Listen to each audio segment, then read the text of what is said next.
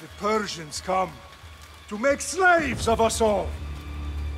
I have a better idea. I say we drench the gods with their bloods! What say you, Spartans? For our sons! For our daughters! For Sparta!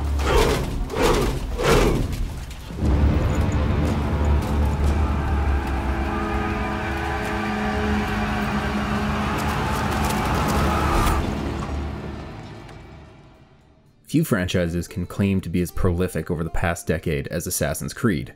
And hey, why not? The concept of the Animus peering through the looking glass into the past is pretty enticing. And we've got plenty of history to work with, so a new story and backdrop should be enough to bring home the bacon every year. To a point, yes. The formula eventually got stale, and after Syndicate, the series took a year off before dropping the overhauled and well-received Assassin's Creed Origins in 2017. This year, we visit ancient Greece in Assassin's Creed Odyssey, and one of my takeaways is that there's a big gap between the best and worst this title has to offer. For each feather it sticks in its cap, there is a pigeon flying over and taking careful aim with its smelly bird ordnance. Odyssey isn't the first Creed game to include multiple playable characters, but it is the first to let players be a lady the entire time. Alexios and Cassandra are the two options, and I went with Cassandra in my playthrough. She's energetic and principled, but also unafraid to bend the rules if she thinks it's necessary.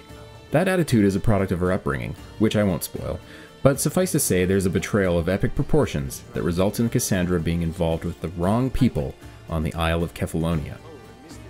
What made the tale easier to connect with this time around is the addition of choice. At various points you'll be able to select an action that branches the story, sometimes in pretty dramatic ways. It's an engaging and predictable storyline, and was more than sufficient to pull me through the massive world of Odyssey. Ancient Greece, as it turns out, is absolutely humongous. The scale of the map is staggering, and if you wanted to check out every corner thoroughly, you'd likely be in triple-digit hours territory. There's almost no better place to stage a historical action RPG than the Greek Empire, and the setting is generally put to great use. Odyssey is visually striking. The hills and coastlines of the Greek Isles look fantastic, and the locations manage to feel unique despite being in close proximity. Conversely, the climb anything navigation mesh is broken in places, and you can't scramble over an edge that you're clearly meant to. One point that's impossible to argue about Odyssey is that there's a fucking lot of it. The stream of location discoveries, on-screen icons, and notifications make you feel like you're in a Vegas casino. You'll be hitting the inventory screen after almost every encounter thanks to the loot treadmill, and the stimulation is constant. The lack of downtime really works against the experience. By the third or fourth chapter, my quest log felt endless, and decision paralysis really started to set in. Nothing felt doing outside of the main questline simply because there were too many things. That's a shame because there are some really great story beats to be found in the side areas. Family lineages that pull interestingly from history, bear scrotums, you know, that sort of thing. Ubisoft has also been touting their new exploration mode for Odyssey. Instead of the traditional follow the map marker to your destination style of navigation, Odyssey lets you puzzle out where you need to go based on clues you find. That sounds incredible, but in practice it's little more than a hassle. Finding clues almost exclusively boils down to buttoning through optional questions you can ask in conversation, or examining a few areas that are marked on the HUD. From there, it's a game of Where's Waldo to take the fleshed out clue that says something like, the bandits are at XYZ fort, and find that spot on the map.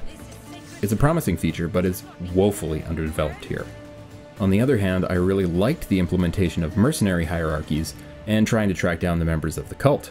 Hunting down and wiping out a nemesis felt deeply satisfying most of the time, and it reminds me a lot of the Middle-earth series nemesis system. I had been wondering when that idea would crop up in other titles, and here it is. If you raise enough shit in a region, one of your fellow mercenaries will come after you to collect on your bounty. That's cool. Come at me, broette. What isn't cool is that the bounty hunters have not only a sixth, but a seventh and eighth sense for your location. There were plenty of times that I'd never been spotted by the bounty hunter, and yet they quite literally ran hundreds of meters to stop and investigate the bush I happened to be concealed in. It's comically obvious and pretty irritating to boot. I get that the devs are trying to shake things up by throwing monkey wrenches into your plans, but blatant rubber banding like that has no place in a game that fancies itself as a serious title. All along, I couldn't shake the feeling that something was missing. that special sauce that I so desperately wanted to find. After some soul searching, I think that's because this is more or less the same game as Origins. That's not necessarily a bad thing, but I'm kind of at a point where I'm looking for better experiences, not just more of them. Take combat for instance. Origins overhauled how traversing the world and fighting worked to make Assassin's Creed more of an action RPG than a true action game. Almost nothing has been changed or tweaked for Odyssey, and if it has, I couldn't really detect it. You'll still spend ample time circle dodging and parrying enemy attacks in a semi-clunky way. You'll still assassinate dumb enemies from a bush after whistling at them. And you'll still summon a magic eagle to tag enemies and see through walls. One extremely welcome addition, and probably the single funnest thing one can do in Odyssey, is the Sparta kick.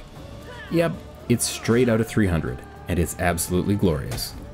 I Sparta kicked everything, all the time. Tough mercenaries off of tall buildings, bears off of cliffs, you name it. It's hilarious. Ridiculous, but hilarious. Ships are back this year, and Odyssey is definitely a candidate for Best Water Simulation of the Year, showcasing really impressive waves and boat physics. I'm not sold that a volley of arrows does damage comparable to broadside cannonballs in previous games, but there are some great Greek sea shanties, and sailing around is just as fun as ever. It's pretty rad when sharks eat the crew of the ship you just busted in half too, but the dolphins that often swim next to the ship do look like greasy gray potatoes. Performance was tolerable on PS4 Pro, mostly hovering around the 30 FPS range, but getting a little chunky at times. I'll also note that load times were painfully long for fast travels and reloads, and even pulling up the mapper inventory often meant a 2 or 3 second pause. Assassin's Creed Odyssey has a real currency shop, but it wasn't active during the review period. However, I did see options like XP boosts that players can pay real money for. Take that information however you like. Assassin's Creed Odyssey, for better or worse, feels like a palette swap of Origins. There's a huge new world full of historical coolness and infinite things to do, but the enhancements are few and far between. If you loved Origins and want more of it, you'll gobble Odyssey right up. But Ubisoft need to be diligent about making changes to these games if they're going to continue pumping them out year after year.